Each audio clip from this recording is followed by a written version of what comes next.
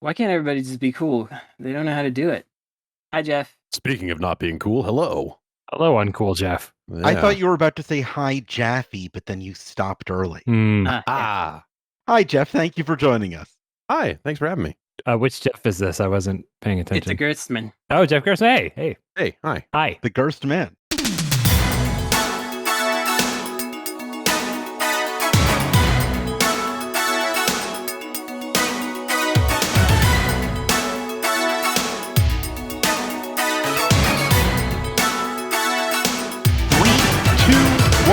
Go!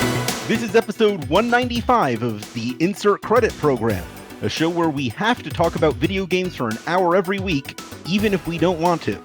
In each episode, we assemble a panel of video game experts to confront a series of topics in no more than 6 minutes each, under penalty of a horrible buzzer. I'm Alex Jaffe, and a video game dog that I had absolutely no problem killing was the Shade Wolf from Nier after the horrible thing ended. Wow.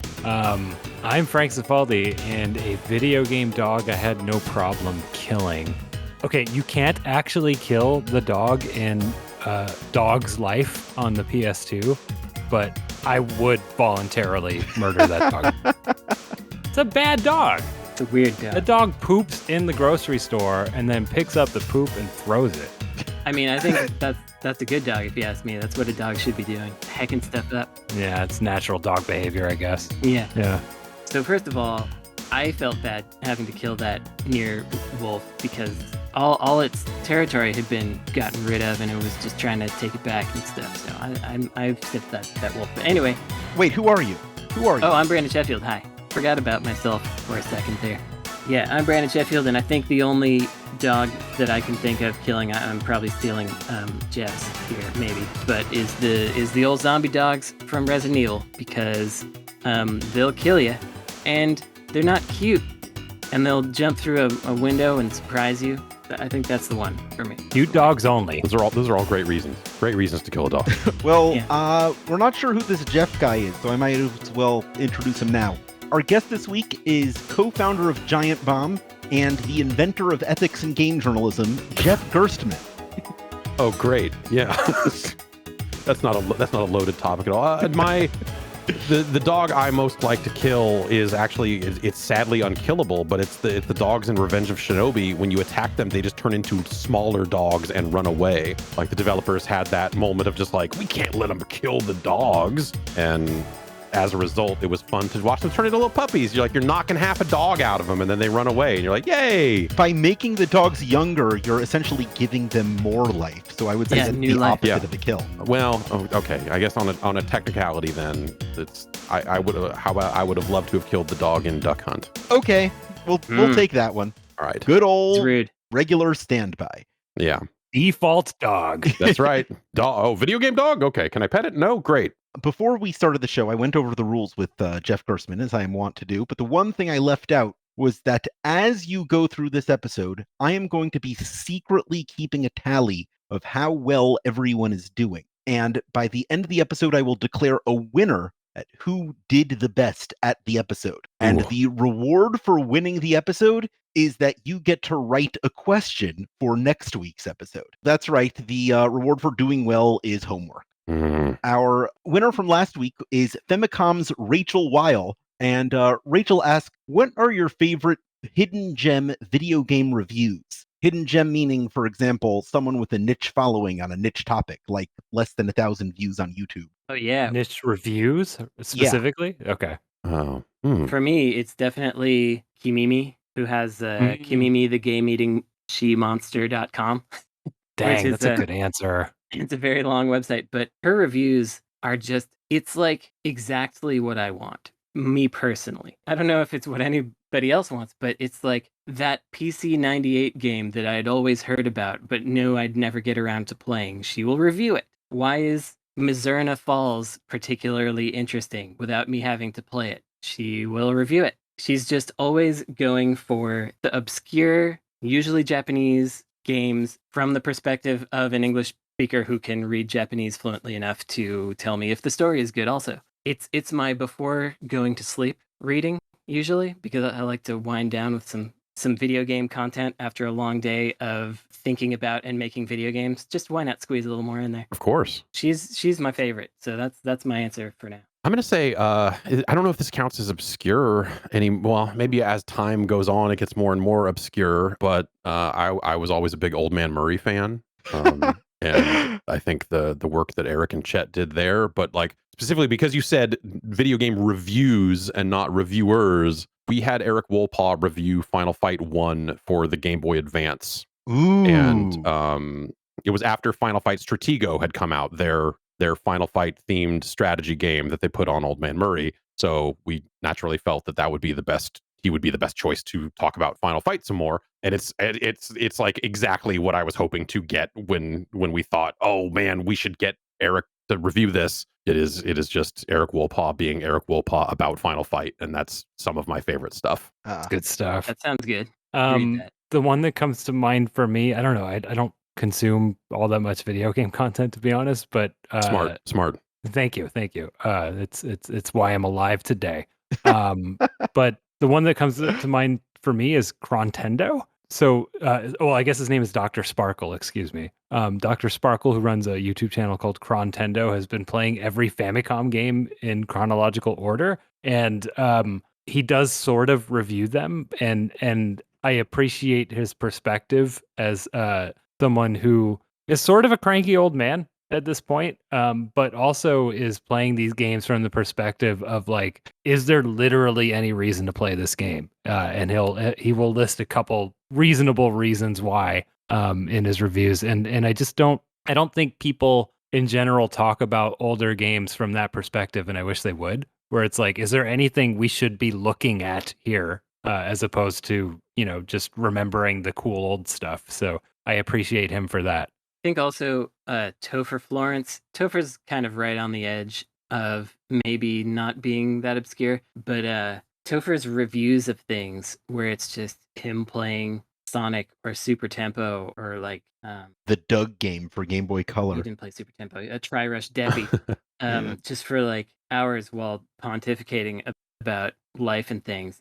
That stuff is excellent. Oh, but that reminds me also. Maybe I've mentioned this in the past, but friend of Insert Credit, Tombo, did a review simultaneously of the Vin Diesel's The Wheelman and Barcelona across the years. And it's like Barcelona is seen through Vin Diesel's The Wheelman. And that's good. it's extremely good, and you should watch it if you can find it. I think just by looking that up, Barcelona and Vin Diesel's The Wheelman, you'll probably find it. Man, the show notes for this episode are already going to be wild. Yeah. I have a sick, like, I have a, like, obsession's not the right word because it's not quite that extreme, but the Wheelman is one of those games of just that comes up more often than it probably should. And it's feels like one of those last examples of that mid-tier kind of B game thing that faded away as the AAA became tripler A or whatever you want to call it. Yeah. And yeah, I always threaten myself to go back and like play the Wheelman again, but as of yet, I have not pulled the trigger on it. But someday, Vin. Watching this review on YouTube is going to make you want to get back in there. I'm pretty sure. Okay, all right, I'm gonna do that. Yeah. Vin Diesel's The Wheelman, John Woo's Stranglehold, and that's about it. Yeah, I just found a bunch of Stranglehold themed poker chips and playing cards in my garage the other day. Oh, hell yeah. Excellent. Yeah. Yeah, all the quality late midway games are represented.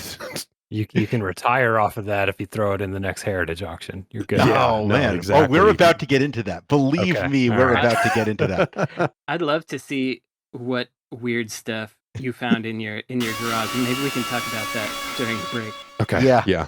Yeah, I think Jeff's garage will be a good bonus feature. Frank, you just got back after a 2-week absence. We missed you terribly. Yeah. Can't say I feel the same, but okay. Owned. What do you have to report on your quest to save video games? Yeah, what'd you do? Oh, man. God. So literally right after the conclusion of this podcast, I'm going to record a podcast literally about this. So I guess this is the warm up. Okay.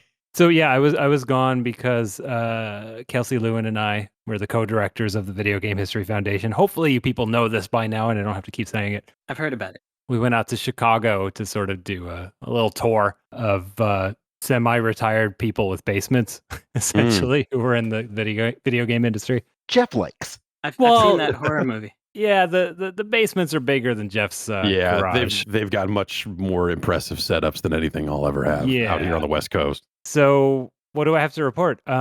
Basements rule. Okay. Not moving is pretty cool too. Being retired seems nice. But no, seriously, like we discovered quite a few things that were literally just hidden in basements for decades that even their owners didn't know about that were of historical interest. I dumped 4 new unreleased NES games that aren't out there already. That's kind of a Wow. huge deal for the work I do. How about I talk about the most interesting one? Let's just talk about that. Yeah, do it. So in the basement of Ed Semrad, who I think Jeff probably knows the name at least. Yeah, I've stood near Ed Semrad before, but I don't think we've ever spoken. Yeah, he's not a talker. Not me though. I don't know his name. He hasn't really talked to people since he left EGM during the sale in '97 to Ziff. But Right. he and his wife were gracious enough to invite us over and actually be entertained as Kelsey and I rummaged through the basement for 9 hours. One of the games that he had held on to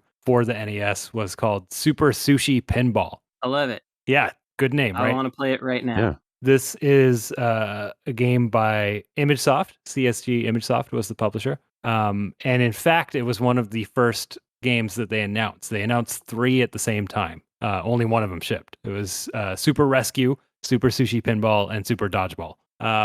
So Super Sushi Pinball is based on a Famicom game that's just called Super Pinball. There is literally no sushi theming in this game. When you turn on the NES version, it starts with a brand new intro that's not in the Famicom game. And it's the Statue of Liberty making you a piece of tuna nigiri.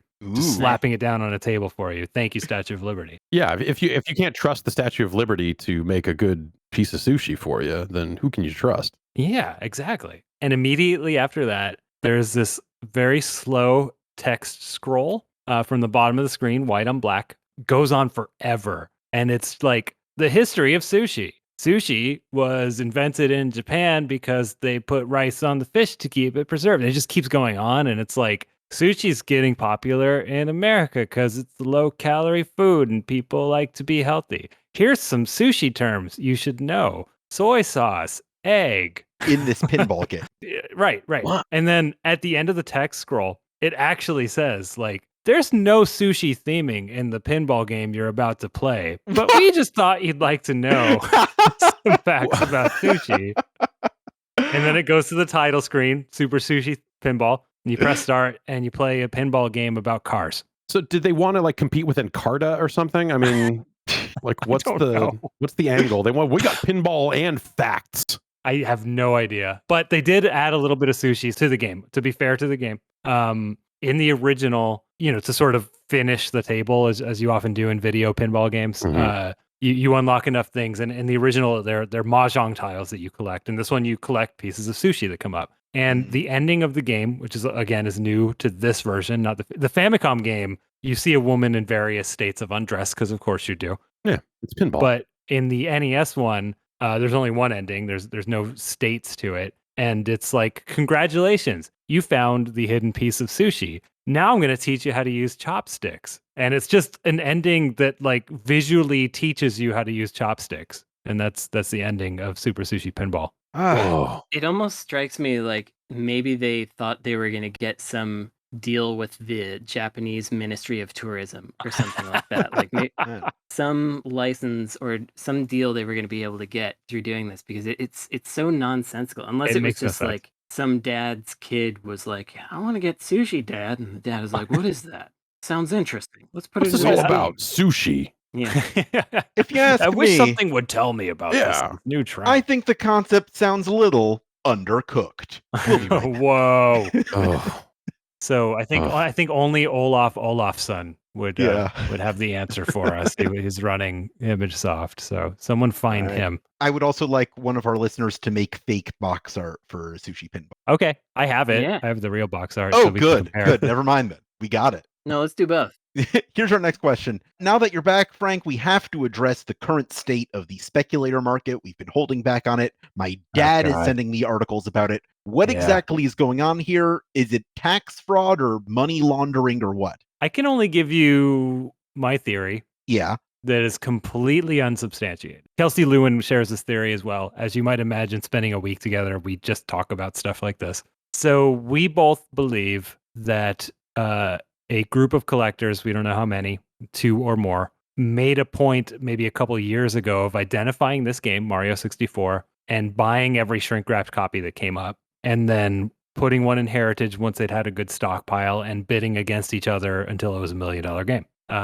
And now they have a stockpile of $1 million games. That is our theory. That was my guess as well. That is a Mm. good theory because I've brought him up on the show before, but my dentist, Eric, Yes. we went to a barcade once and he Yes. was talking about Mike Trout baseball cards. And now this one guy made a fortune off buying all of the Mike Trout baseball cards Mhm. and then cornering the market on it, and how he was interested in doing that with, I believe, Cheetah Man 2. Oh, you know that? Okay. The Mike Trout of video games. Yeah. Yeah. I'm going to advise people not to do that Yeah.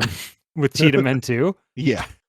Because so Cheetah Men 2 is an NES game that technically was never available but was manufactured, and copies just kind of made their way out eventually. A friend of mine, Adam, was offered in the late 90s, before any had really leaked out, to buy the entire quantity of I believe 20,000 of them for $1 each. Which he unfortunately had to pass on, but there's a stockpile of those somewhere. So don't invest in Cheetah Men 2, No. even if you're a dentist. One day that's going to turn off. That is a fool's folly. Something I want to add to the Mario 64 thing is I forget the exact number, but I believe it was 24 shrink-wrapped copies of Mario 64 sold on eBay in 2020. So it's not a rare thing to find. And that's not the player's choice version. We discounted those. So this game that just sold for 1.5 million or whatever, like double digits sold on eBay just last year in shrink-wrapped form. So it's not a hard game to find in the shrink. And that's why I think it's a concentrated effort. So when do you think that we'll see like the next, if it is like the concentrated effort, when is the next step? What is it, like the next Heritage auction? Another one just magically shows up and they see what happens, or what's their game? I don't know how to have money. Yeah, no. I have no idea how to have money. You're learning. But I would imagine it's why not, right? Want an auction. Yeah, I always thought like that makes a ton of sense. Or like I just thought like, oh, is it just like crypto weirdos that just don't know what money is anymore, and there's like, this is my favorite video game when I was a kid because that's when I started playing games, and so I've got 9 million in butt coin, whatever, and so I'm just gonna dump it into this because I don't know. And they're, Logan Paul's gonna wear it around his neck at a boxing pay-per-view or something, I don't want to discount that theory either. I think that's a valid one as well. There are a lot of new people who are now investing in collectible video games, and a lot of them are probably pretty dumb. I'm trying to think about which ones to sell right now because I need money and I want to. Frank, that's why I was talking about. I gave you a Qbert good luck, man. Game Boy, and like good luck finding anything in our uncatalogued collection, my friend. Oh, I'll find it. I'll find it. It's in there somewhere. I think all my stuff. Don't donate things to a charity that you're going to take back and sell. That's pretty Usually I wouldn't do it, but this is extenuating circumstances. What's my sealed copy of Yoshi's Cookie for the NES worth? What can I, is that like 2 million then? Because it's older and everyone loves Yoshi, right? Well, don't you have Magical Yoshi. Chase? Yes, I do. Yes, I also you're have set, I do have a sealed Magical Chase. So I just need to get all this stuff graded, and then I will happily bilk these suckers. I'm going to get Shantae for the Game Boy Color graded because, again, need money, and need that more than I need Shantae for the Game Boy Color. It's not sealed, but it is complete, so that's something. Yeah, I was going through my friend's PS Vita collection the other day, helping him organize it, and we found this really awful anime tie-in game that's apparently worth thousands of dollars in the state it's in. Wow. Yeah. The one I'm holding on to, I have an EEPROM board prototype Famicom for the original Super Mario Brothers. Oh, nice. Ooh. So that's actually pretty cool. Yeah, but also collectors are extremely xenophobic when it comes to video games. So even though this is the earliest copy of Super Mario Brothers known to man, it's the Japanese version. So I don't want it. Is it notably different from from retail? No, Is it it's the final ROM on there. Okay. But it's a pre-production, board. Cool. Yeah, just buy a gray shell, and then they'll be like, oh, but really, it was actually a U.S. game. The whole That's all time. you need to do. So, Jeff, I would like to talk a little bit about Giant Bomb, specifically the part of it that's most interesting to me. The giant part. Mm-hmm. The component where you decided to become a wiki for video game. Yes. How did that happen? How do you do that? And how is that going? Oh gosh. Well, so when I was looking to what I was going to do next back in 07, the people I ended up talking to the most were running a site called Comic Vine at the time. I know Comic Vine. Yeah, so Comic Vine already had a wiki. Is the short version is Comic Vine already had a wiki, and we were like, what if we did a video game wiki? And my first thing was just like, yeah, actually, like if we did that right, and then you could really research like what's the first game to have a double jump in it? What's the first game to do this? We could do, at the time I was like, we could do credits better than Moby does because like they had at the time very weird rules about who could contribute, and we would hear from a lot of devs that were like really frustrated because like I tried to submit proof that I worked on this game to Moby and they rejected us. There's got to be a better way. And I was like, well, maybe we could do something like that. And so we adapted the Comic Vine wiki and brought it into video game form, and it was super fun. It's just being able to fill all that stuff out and try to trace back like, okay, what happened when and who was first, and trying to match all these release dates to these concepts and all this stuff has been rad. But at the end of the day, it's how is it going? It's not going as it is not what we are known for primarily. No, it's not. No, over the years, the podcast, the video content, like that sort of stuff is become our calling card, and the wiki is still there. And turns out it can be hard to get an engineering team who has a lot on their plate in terms of like, hey, we need to make sure the video player that does live stuff works, and or hey, this company that owns us just got sold to another company, and none of the video encoding technology is coming with us, so we have to rebuild all that. And so that all takes precedent over stuff like, hey, I'd really like it if the wiki was faster, or these 3 bugs were fixed, or this sort of stuff. So it's been hard to get engineering time to really do the thing with that I want it to do. And like, will we get there? I don't know, but I want to keep plugging away at it for as long as I can. I am probably in like the 1% of Giant Bomb users who most of the time I go to the site is to see if anything cool is on the wiki. Yeah, I do. So I do that. All right, join me there. It makes me feel bad we killed the insert credit wiki in like 2006 or 7 ourselves, because we had a lot of that, like, what is the first double jump, or like what is the first reference to like a soft drink or whatever. We just had all that kind of nonsense in there, and we just let it fritter away as we do. Yeah, that's how it goes. See, I always wanted stuff like and it's even licensed stuff, like what's the first example of this type of car in a game? What's the like down to like make and model or even year? Yeah, I love that stuff. Yeah, like I love to be able to just like draw those kinds of comparisons. Like, okay, well, how did that happen? Why, and ideally that wiki could be used to launch into just like, okay, we're going to research this and try to figure out how this happened, or when did the devs hear about this, and how did these now common game concepts get started, and how do they evolve exactly? Like that's always the dream. That's still the dream, but I'd be lying if I didn't say that, like aspects of it have definitely fallen into a state of disrepair, and it really bums me out. But yeah, I want to get there. Have you ever been able to use the Giant Bomb wiki as a research tool? Do you know anyone who's managed to use whatever's been assembled for those arcane purposes? It definitely helps us in certain situations, like mid podcast or something, to be like, okay, wait. But honestly, it's usually like release date checks. It's like, when did this come out compared to when this came out is usually the thing you want fast in the middle of recording something. So it's usually been stuff like that. So in terms of just like, I mean, that's just on Moby games though, isn't it? Yes. I mean, yes, obviously, yes. Moby has release dates as well. Wikipedia, and honestly, the other thing you do is you Google it, and then Wikipedia comes up first because it's Wikipedia. Right. And so even Moby, I think, gets kind of chewed up in certain aspects there. I used it when I was trying to research what was the first fully 3D real-time strategy game, because I believed that I had found one that predated all others, and that it was a obscure Saturn game of all things, not on the PC. And my research from looking at Giant Bomb and a bunch of other sources was that yes, this was the first fully 3D real-time strategy game called Huh. Pup Breeder on the Saturn. And there were earlier games that had 3D units but 2D backgrounds, or 3D backgrounds and 2D units, but none with both before this. So very odd, but there it is. So I used it for that. I was also using it when I was trying to track the development of the twin stick shooter using controllers, and Right. was handy for that as well. Yeah, I was gonna say, like, what ends up being the first game that do that, right? I mean, I think of like something like a Super Smash TV, because the SNES controller is one of the first to have like a good fake two-stick sort of setup. But Right. well, we'll never know. Well, we'll never know. Yeah, I just want to say that very rarely, but it does happen when I'm stuck for topics. Sometimes I'll thumb through the concepts tab on Giant Bomb and think, oh, maybe I want to know about. So that's been very helpful to me as the person who writes this show. Next, we're going to do a game design segment.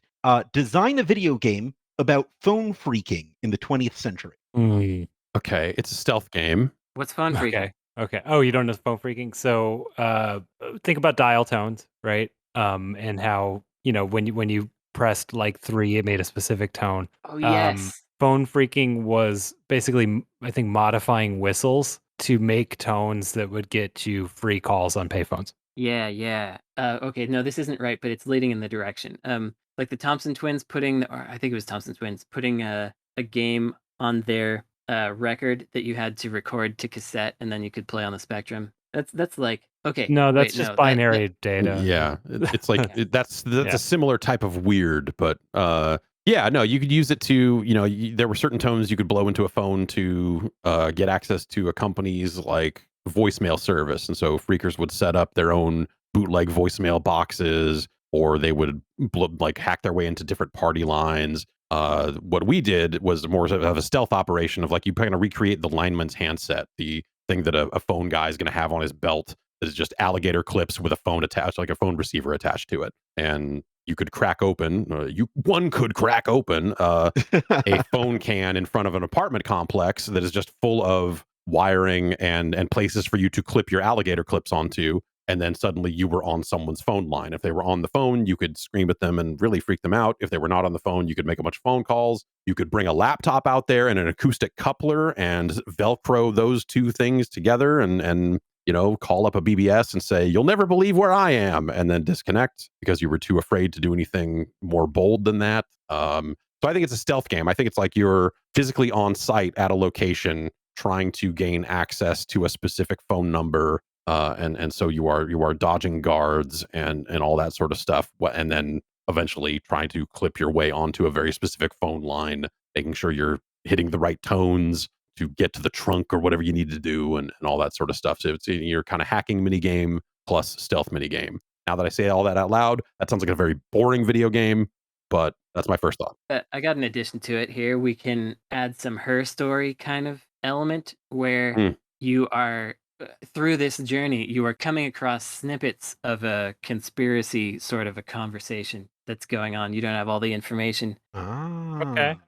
As you're like trying to phone freak for whatever other reasons that you're doing it, you start to hear, oh wow, there's actually something going on here that I should pay attention to. And then, but the cops, you can't tell the cops because you're doing it illegally. And but you feel compelled to do this yourself. Maybe your family's involved or something like that. Okay, that's good. And I'm going to add something. There was a comic book, mostly in the 80s, that I loved a lot, and I think Brandon did as well, called Flaming Carrot Comics. Oh yeah. And there was a Flaming Carrot story that semi-parodied phone phreaking, in that someone, I think, was cooking oatmeal or something, and they had a Captain Crunch plastic whistle around their neck, and it melted in a very particular way with the steam coming from their pot. And they blew into it, and the specific tone that came out didn't cause them to be able to phone phreak, but it opened a portal to the monster dimension.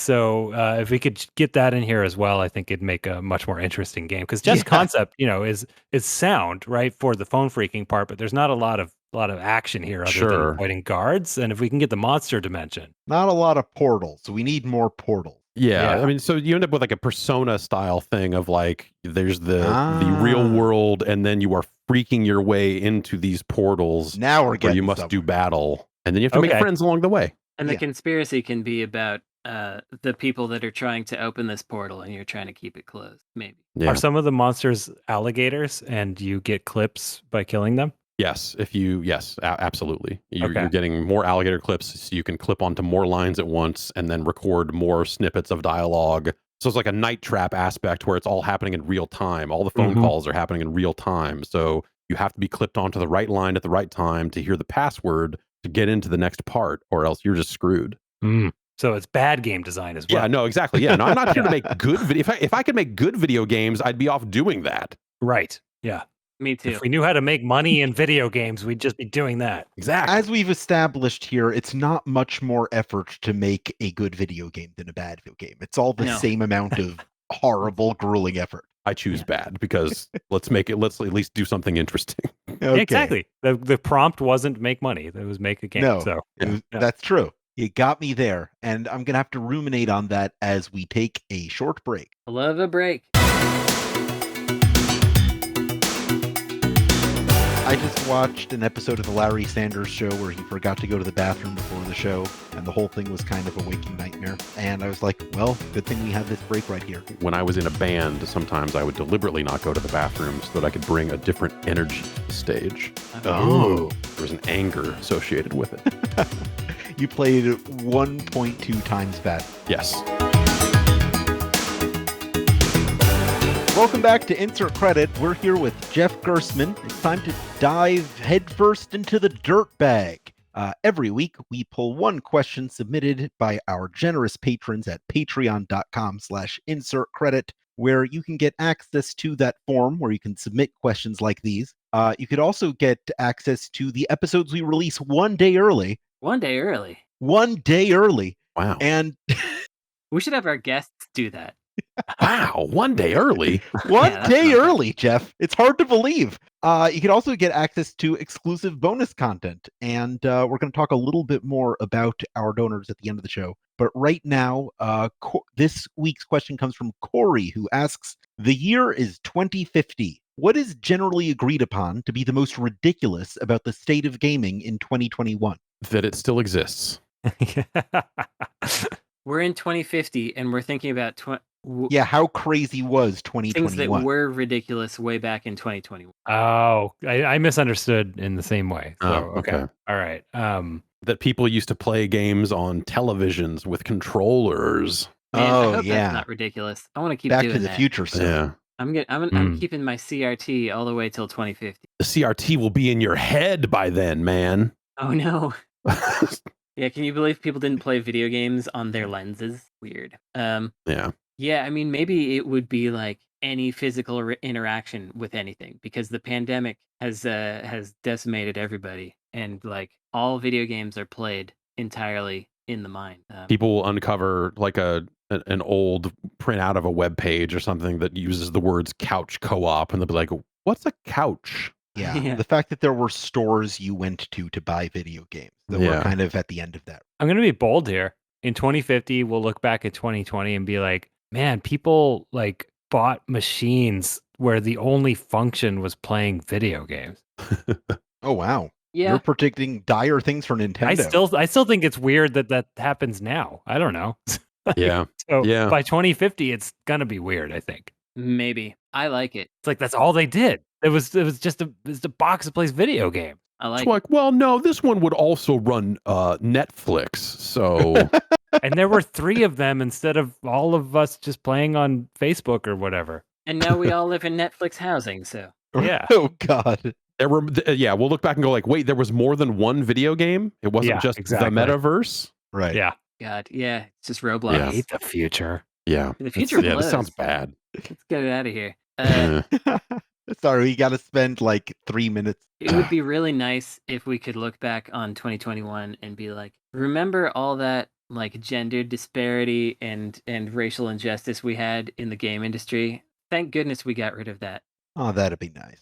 Yeah. We traded that in for being on fire. Yeah. A lateral move. Yes. Hmm. people are going to be like, I can't believe that the TurboGrafx was not the most popular console in the world in 2020 the way it is now in Right. 2050. Yeah, I mean, thankfully, Kanye West was eventually able to wriggle the rights for the TurboGrafx name away from the rights holders and make his album happen, and that brought us all to the platform. Finally, people can truly understand Yeah. Bloody Wolf as it was originally meant to be played. And then Kanye immediately disappeared into the wilderness and never touched politics again. Also, Yeah, which I is can't good. even imagine video Yeah. games before the Kanye box. Yeah, yeah. You know, Konami's just one really bad quarter away from this, I feel. Yeah. Like, what does a good quarter of Konami look like if they're waiting on the bad quarters? And It's been a few months since we've talked about pinball. What game design principles go into making a really satisfying pinball table? did y'all hear that that pinball museum in down south California is closing Yeah. down forever? Yeah. Yeah. That's a sadness. I didn't get to go. A couple of my friends went multiple times. Yeah. Museums that depend on ticket sales, not a great idea in No. my experience. Hmm. For me personally, a really good design is giving me a narrative that makes me feel a sense of progression. So for example, Yeah. in something like Funhouse is maybe my favorite, but I don't play pinball that much, so I'm sure there's been a lot better stuff since then. You know, the progression there was progressing the clock to the point where the theme park you were in closes, and then you're playing now at night until you wake the dummy up and start the day over. And like this feeling of actually pushing something forward is what keeps me playing. Even though I know, you know, it's not like a great story or whatever, but it motivates me to keep going, knowing that I'm not just getting points. I'm moving something forward. Yeah, I mean, like a good story in a pinball game, or you know, story's a weird way to look at it, but Right, yeah, right. like, and also a pinball machine with a day-night cycle. Sure, Mhm. why not? I like that stuff in the way that it also shows off like different mechanical curious techniques, like doing different things with the ball. The ball is now jumping rope, or the ball is now you're launching it into the stomach of a brawler to try to knock him over. How did they do that? Kind of mechanical things, or like it'll get held in place with a magnet, whatever. I also enjoy I think that for people that really play a lot of pinball, it's got to be the scoring mechanics to be able to get that high score. But for me personally, I like to see all the dumb little LCD screen animations, especially when it's done with actually not LCDs, but with just LEDs, and they're animating stuff with that. I don't know. It fascinates me, especially because I have so little time to pay attention to it. So whenever I look at it, I'm like, whoa, look at that. They're doing like a Hadouken up there. That's wild. And then I have to come down and look at the ball again. But I love those little things. So yeah, put that in there for me. Yeah, like a good video mode where it's like you get to look up there for a while and it's like, now I'm playing pinball on this tiny screen. That's Yeah. crazy. I'm not a big Family Guy fan, but the Family Guy machine with its like, here's a tinier pinball machine inside of the pinball machine, I thought was a pretty awesome little gimmick. That's cute. Yeah, so it's like stuff that's just like, oh, here's a weird thing. Like Brandon was saying, you know, like, hey, here's, you know, you're jumping rope or weird magnet tricks, but like things that bring real pinball closer to video pinball where they can just get completely crazy with it. I think that's always super exciting. Yeah. Although I will say that those full-on video pinball machines just don't work for me at all. The ones that are No, that's like Same. some sort of in between there. Like you need the physical tactile feeling of the ball going around. You need it to occasionally be able to get stuck on something stupid and enrage you. Mhm. But to have some sort of video screen element is cool, and it makes it feel like it's between two worlds somehow. I like great audio also. I think just like Oh, that yeah. that really helps, you know, because you're shooting a ball around, but like if they can help tell the story with just a bunch of amazing sound samples and Centaur. music and alarms and stuff. Yeah, or like a F-14 Tomcat, just all the Top Gun jet talk and all that crap is like it goes a long way. Or all the cop talk in high speed when they're just like, 504, he got away, like all that sort of stuff. Like Yeah. really goes a long way for me. There's something about repetition of stupid dialogue that really appeals to me. Yep. Where Definitely. it's because you know, I'll just those kinds of things will just pop into my head forever from a video game. Like I'd like to have another. Maybe I'll have another from Shenmue. The Lethal Weapon pinball machine is great for this. Like there's just tiny little Joe Pesci snippets. Oh, right. Yeah. Yeah. there's a pinball machine design that I really like, that I can't think of another machine that does it except for this one, which I think you've played at least, Brandon, the Pinball Circus. Probably. It's at the Pinball Hall of Fame. It's a prototype. There's literally one of them. Mm. Oh yeah. And Does it have a carousel in it? it doesn't have a carousel, but the idea is, it's a 3-ring circus, and the design is basically like you're playing a pinball game, but it's a series of really difficult shots that literally like you move up a vertical machine with. So like your first challenge Oh, is to wow. like get on this really hard ramp, and once you do, you're now picked up by Pinbo the elephant, the mechanical That's a elephant good that like name. moves the trunk up to this really hard like mini pinball machine that you're like 9 times out of 10 it's just going to sink and start over. But if you get up again, you get to the next vertical section, and finally you end at the top with a giant clown's face where you got to knock its teeth out. And like that's the reward, is that like you get to the top and knock a clown's teeth out. Finally, Yeah. clown violence.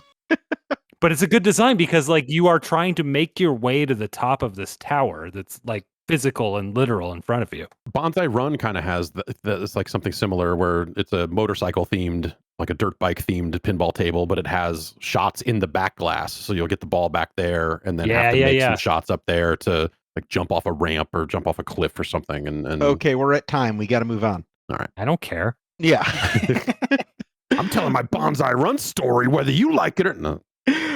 Back when the Wii first launched, a lot of people were turned off by a burgeoning genre generally dubbed casual game.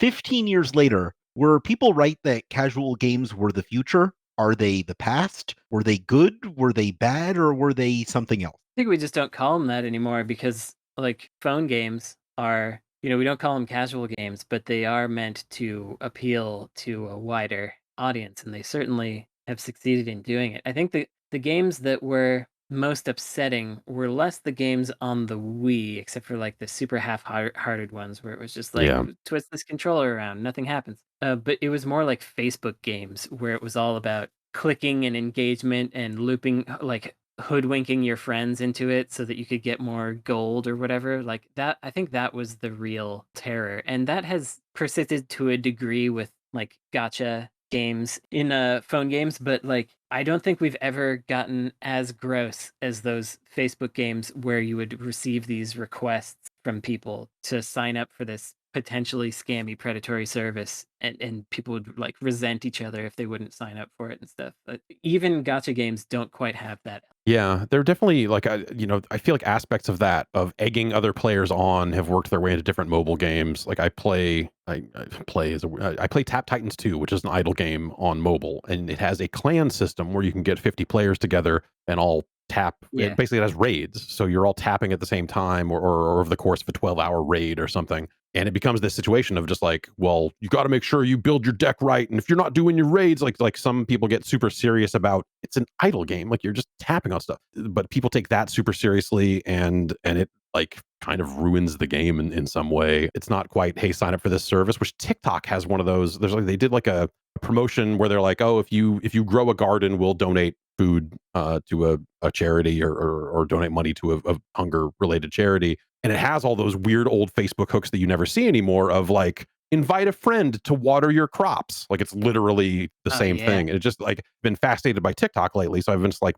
messing around with it a little bit. And that stuff just feels like super old school, grimy in a way that I did not expect to see ever again, because everyone's gotten so much more slick about how they handle their engagement and get you to dupe your friends into engaging as well. And all that. It was weird to see it as just laid out bare like that again. Yeah, it's hard to believe that we're going through that kind of social media life cycle. Does that just naturally crop up once service gets to a certain point? Apparently, it seems to be happening. Yeah. The old view of casual games, I think has lost its edge in terms of the capital G gamer being mad at it, because like I think those gamers are now playing whatever the current version of Clash Royale or similar is. Like they're playing these casual games themselves now. Like they'll play some Bejeweled or some Candy Crush or some whatever. Like those are ancient examples, but it's just taken a different place in people's lives. Like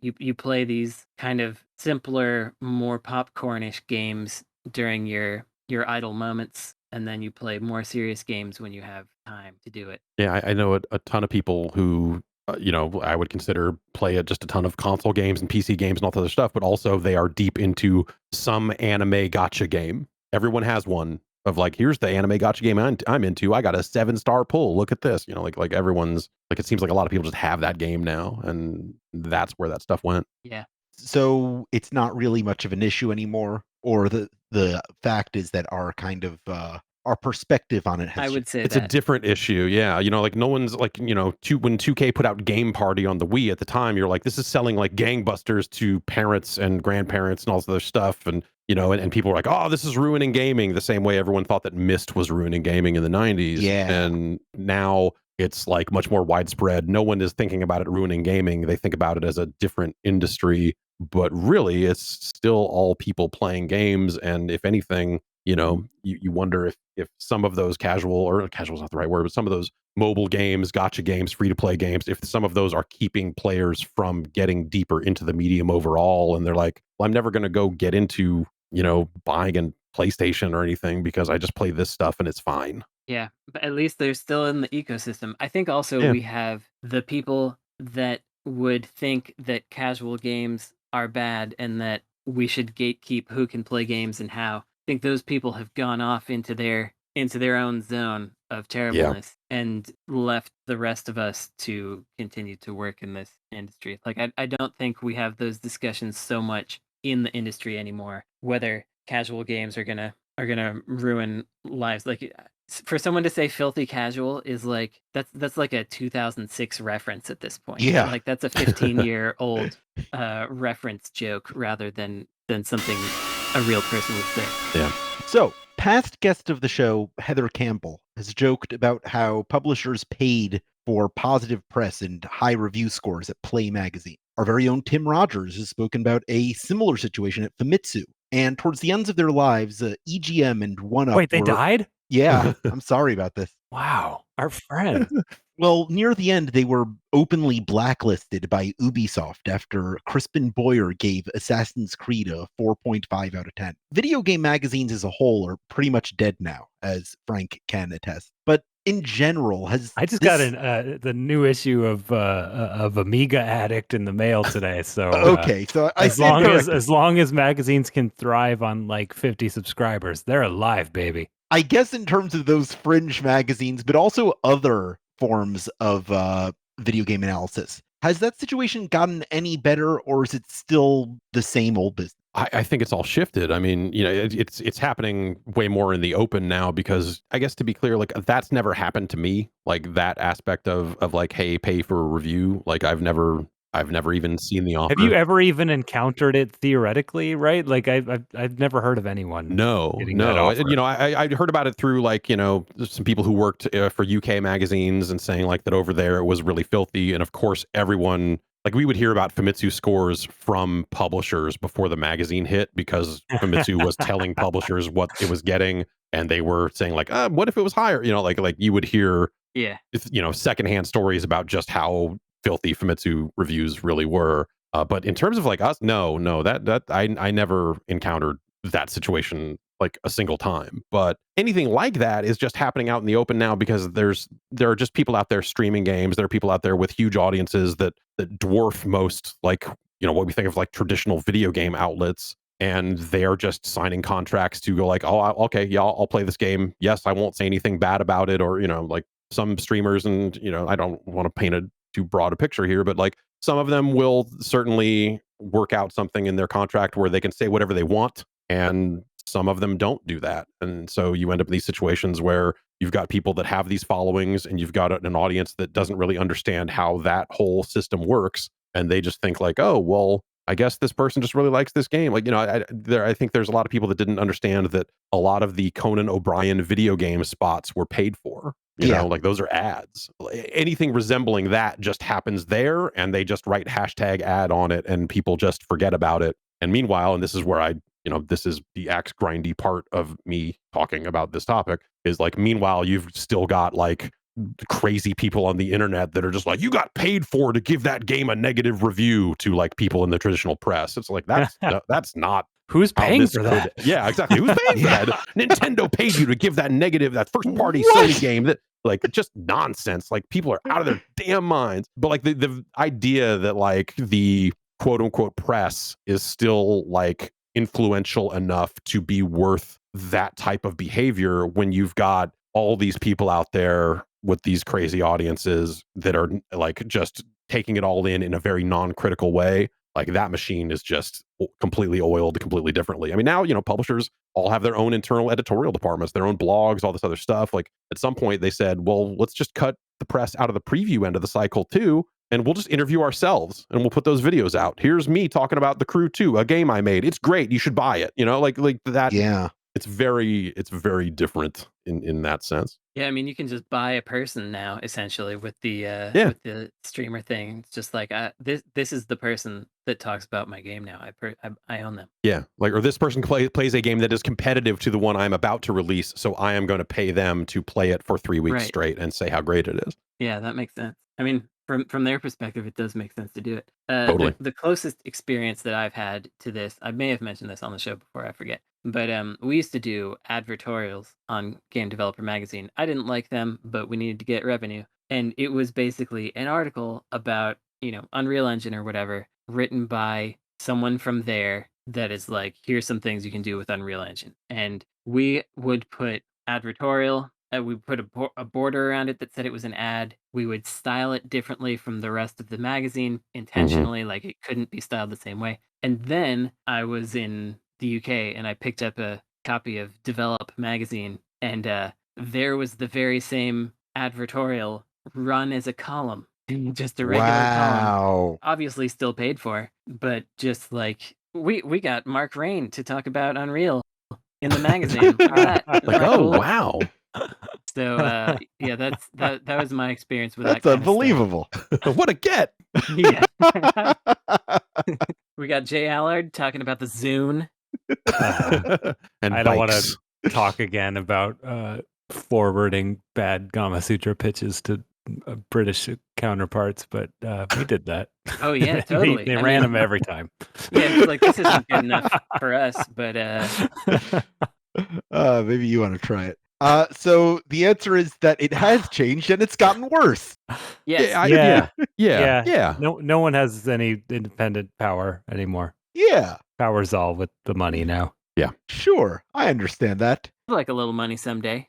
Just a taste. This is the point of the show where I ask about the blank a video game. This all harkens back to the old saw of what is the Citizen Kane of video games. But now that is settled law, we're trying to figure out what all the other cultural touchstones of video games are. So this week I'm asking you, what is the Francisco Goya's Saturn devouring his son of video game? Oh God, I saw someone do a tweet of this a while ago, and I was just so upset that I didn't think of it myself. It was just a Sega Saturn, and someone had shoved a Dreamcast into the lid. And it was like, I was like, how did anyone not me think of this? It's so upsetting. I was like disappointed in myself. It's so stupid to be annoyed at yourself for like not thinking of a stupid idiot meme. But like, oh, I've been there. Come on. Yeah. Come on, me. Okay, so I have the painting up. I know what it looks like. So typically when we do this exercise, it's like, well, what are the features of this thing that make it it? I've never seen this painting before this moment, so I don't know. Oh man, same here. It rules. It's a very famous painting. Okay, it's famous. Yeah, I learned about it in high school. I don't know about paintings because I play video games. That's right. They're like paintings that move. Okay, like that's like every frame is a painting. Excuse me for trying to inject a little bit of culture into this program. What this depicts is one of the Titans who is afraid that his child will overthrow him eventually, and so is eating him while he's still weak. But he's already dead, so like that's the head's depiction gone. of it. Well, I mean, so he's still eating. I think he's just torn the head off. Is what okay. This is the act of, and it could be. Yeah, I guess he's still eating after killing. So is this then? Is it Sega of Japan biting the head off Tom Kalinske? Like, is that does that fit here? That's pretty good. It's the 32X or something. Yeah, the 32X eating a Saturn. Is that the flip on this? I think the important component is that he's devouring his son so that one day his son will not overthrow him. Yeah. Yeah. Well, actually, I wonder. It's probably that Crusader Kings game or something. I'm sure that happens in there all the time, where they're just like, this progeny is getting too uppity. I got to take him down Yeah. before they kill me. But I guess that's one facet of that game, so it doesn't really. I think Jeff had it. I think it's a Japanese company eating its U.S. division. I don't know which one. Yeah, it could. I mean, pick one. It could be several. Yeah. Yeah. It could actually be Sony because they changed to like worldwide studios because the US division, obviously PlayStation sells much better in the West Mhm. than it does in Japan. And so perhaps in order to regain control and not be a Western-led organization entirely, they became the worldwide studios. Although I guess that is run by a Western person, so maybe that actually is wrong completely. Maybe the opposite thing already happened. I don't know. Anytime I've worked with the U.S. division of a Japanese publisher, we have had something close to signing that would kill, and then Japan just says nah, and that's it. So Yeah, I mean, Capcom's really good at that. They Yep. they oh love yeah, Capcom's great at Capcom that. loves that. So Sega, I will say. Sega's tremendous still for a lot of this stuff. I guess we could just generally say Japanese companies' relation with their American division. Yeah, I don't think there's one particularly. It's just it's industry wide. So Yeah. it's not the countries eating. It's not Japan No, eating the U.S., but it's a Japanese guy in a suit eating. I don't know, Guy Fieri or something. Uncle Sam. Some Caucasian dude in a loud shirt who's like, "Hey," and he's got a big necklace chain thing with his. And there's like a salary astrological man sign on who's it. really scared eating his head. Yeah. Yeah. Just like, no, we will continue to do it the way we've done it for the last 40 years. We will not make money. He's wearing a black t-shirt with Master Chief's helmet. Okay, I think we've settled that, which means it's time to go on to the lightning round. This week we're playing a new game that I call Who Is This For? I'm going to name a video game, and you have to vividly describe the kind of person who would consider that their favorite game. Uh-oh. Okay.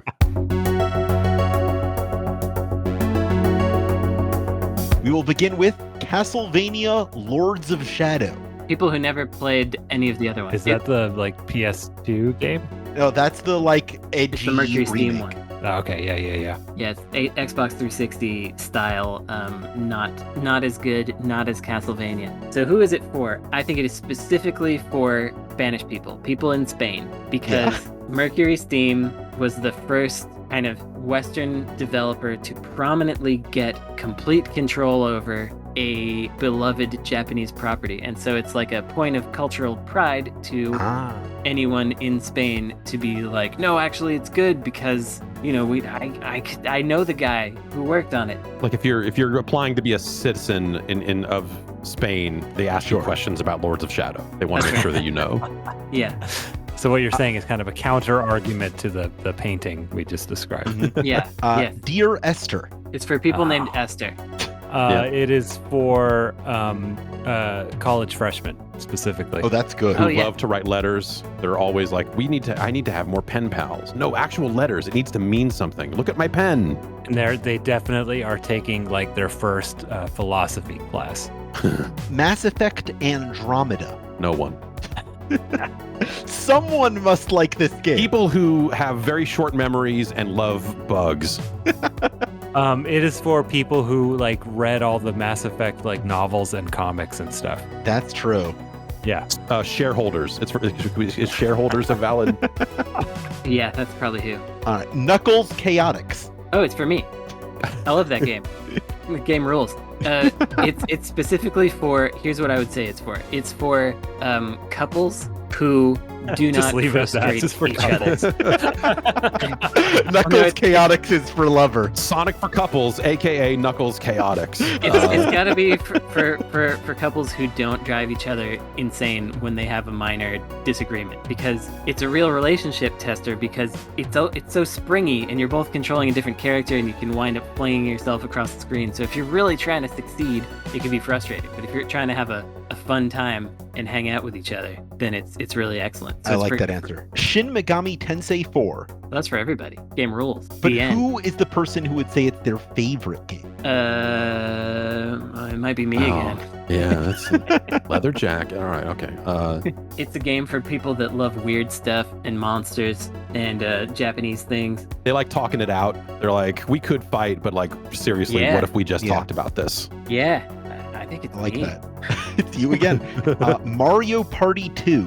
Like just sadists, like masochists and sadists, depending on who suggests the game versus who is roped into playing it. Yeah, so it's an S&M thing. Yeah, it's Right. actually definitely an S&M thing. Mhm. Was It's Mario for Party all 2 the one with couples not cowboy? playing Knuckles Chaotix. Right. Yeah, you're either a Knuckles Chaotix couple or a Mario Party 2 couple. There's no Middle there's ground. no other option. Ape Escape 3. For people that can't find their apes Yeah. third time. Hula hoop aficionados. Yes, that's it. Yeah, Yeah. that's gotta be it. Telltale's Minecraft Story Mode. 5-year-olds. Yeah, and parents of 5-year-olds who Yes. think this is the thinking child's Minecraft because it's got words. They Yeah. learn values. Yes. Yeah. Frank, I'm noticing your strategy of holding back so that you don't accidentally win the episode. Yeah, you notice that, huh? It's pretty good. Your next game is Space Ace. It's okay. It's people who like really hate Disney movies, Yeah. and so they pretend that the ones that aren't made by Disney are great. Yeah.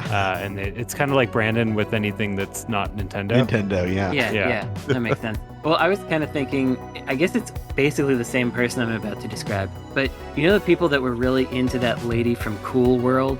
And Yeah, also, like, Hollywood. Yeah. Yeah. Yeah. Well, Hollywood if and- she could. So hmm Right, That is that's true. the joke that they would We've all seen the poster. We all know. make. That and like Jessica Rabbit. So they're people that aren't furries, but they're like whatever that is for cartoons. oh, they're like toonies. Yeah, Yeah. I was gonna Toonies. say like whatever, like like not anime perverts, but like Yeah. Western cartoon perverts. People who Yeah. have posters of Jessica Rabbit. Someone who's Yep. really angry about the Lola Bunny redesign. Well, that's a Yeah, furry. well, That we're that's saying it's furries not a again. furry. Oh, Bill. okay. No, Yeah. actually, I've spoken to some furries about Lola Bunny. Lola Bunny is not for furries. Really? Yeah.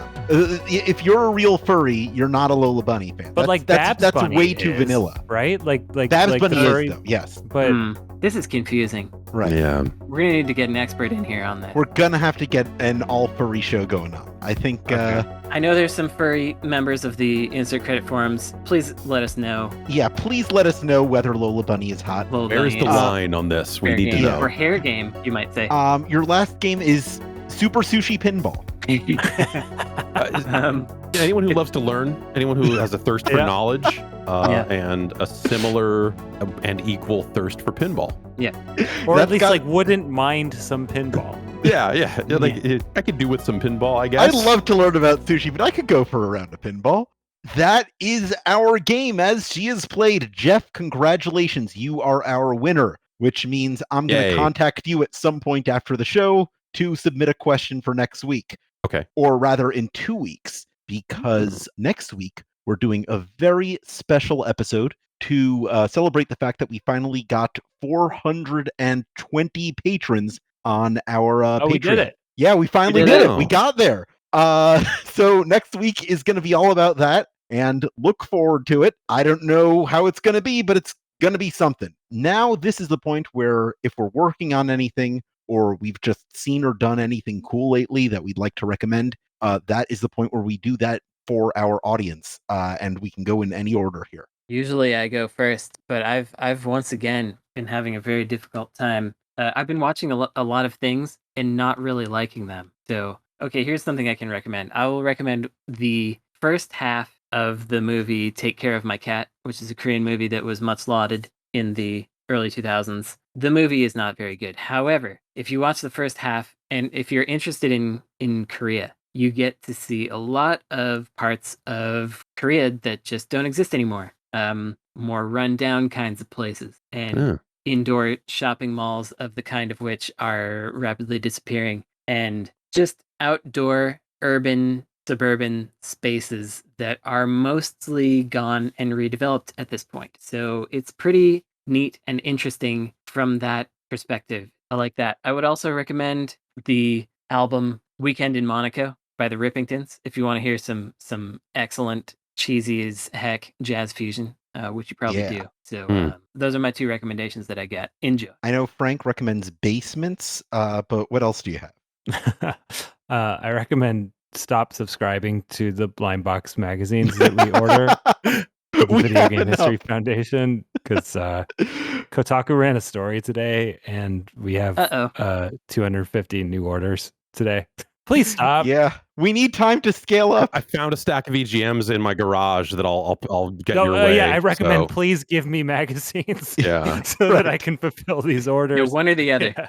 Quick one, just Brandon was mentioning TV shows. We got Paramount Plus because my wife really wanted to watch Perry Mason. I don't know, and I remembered that there was that Jordan Peele Twilight Zone and show, and it's pretty good. Pretty good. All right. Go give it a watch. We're enjoying it. We're doing a nightly new Twilight Zone. They do a nice job with it. Nice. Well, I guess, I mean, if I'm being a responsible plugger, then I'm saying subscribe to the Giant Bombcast on a podcast service. Cancel your magazine subscription. Cancel your magazine subscriptions and check out websites. They're the newest, latest thing. Giantbomb.com. Type that into your computer, wherever you type. www. http:// Thank you. Finally, someone brave enough to say it. Yes. Bravo, Esper. Put in an applause break here. Yeah. I think the new Tyler the Creator album is all right. and if Frank is enjoying basements, for me it's all garages. I'm in the middle of packing. I am out in my garage sifting through a lot of stuff. Are you moving? Yes. Oh, I didn't know that. Yeah. Now my wife is pregnant. We're having a second child here in a few months. And Congratulations. Thank you. This house is not large enough for that, so we're looking to get somewhere where we're going to have enough room for it, and it provides me a good opportunity to look through all of the video game stuff in my garage and then put a bunch of it in a box and then make sure that gets to Frank somehow, so it's his problem instead of mine. Yay. And that's been nice to not have to think about that stuff. Making things my problem, it's good. We are in a position where we are going to actually hire a librarian in the near future. So Nice. Terrific. give that theoretical person some problems. Great. Yeah. It's I felt bad setting some of it aside from you because I had to make this weird distinction of just like, this is not of historical significance to anyone, but I don't know if you've seen any of this stuff. Is the stuff Steve took? Yeah, the stuff Steve Yeah, took. I haven't seen it now. So like the original offer letter I got to join GameSpot in 96 is in there. I think that's a great piece. No, that's something that should be in an archive. Yeah. That's good. It was a weird thing that I felt weird about because I'm just like, is this trying to say that I matter? Because I sure as shit don't. I wouldn't give that away, and you're a good person for doing so. I mean, you are a person of note in this industry, so yes, it is a good item to keep somewhere. I think it's Even if you weren't a person of note in the industry, it is interesting to see what an offer letter looks like in that time, like just abstractly. And we don't have those kinds of things so much Even anymore. if we blacked your name out, that would be an important historical document. Yeah, well, it does have an address on it that you should probably black out. But okay. No, we're not blacking that out. But yeah. Okay, well. But most importantly is that I bought a bunch of Mylar sleeves that are top loading that I thought would be good for magazines, but they're too thin. So I need more individual sheets to put in sleeves. Great. So. Well, I've got this like Space World 2001 GameCube fact sheet set aside for you. Great. Terrific. And also a Grand Theft Auto San Andreas basketball that has never been inflated. So, ooh, yeah. Jeff, if you have any maps, like video game maps, that's something that I would like. Maps. Yeah. Yeah, that's a good. I think is there a Bastion map? No. I have I have like a bunch of cloth maps, like some you know what? I think it's for the Ultima, the free to play Ultima game one. they did for iOS. Okay, I think I ended up with like 100 of those somehow. Okay. So as you do, as you do. That might be all I have. All right. I occasionally like to wheedle our guests for maps, but here's my recommendation. I would like to recommend that if you're listening to this show on any platform where you can subscribe to or review podcasts, that you do exactly that to keep the algorithms pushing us upwards and forwards. You could also go to patreon.com/insert credit, where you could become a patron to submit your own topics, get our regular episodes one day early, 1 day early. 1 day early, Jeff Gerstmann. Wow. And even access monthly bonus episodes and other exclusive content. You can also join us on forums.insertcredit.com, where we'll discuss whether Lola Bunny is attractive to furries. And follow us on Twitter for our own personal updates and projects. The show is at Insert Credit. I'm at Alex Jaffe. Frank is at Frank Cifaldi. Brandon is at Necrosofty. And Jeff is at Jeff Gerstmann. This show is edited by Esper Quinn with music by Kurt Feldman. Once more, I'm Alex Jaffe. I'm Frank Cifaldi. Oh, I really had to sneeze, but it didn't. It went away right in time. Thank God. I'm Brandon Sheffield. I don't have to sneeze. I'm Jeff Gerstmann. I don't know if I need to say that or not, but I'm going to. And your game has now been sneezed.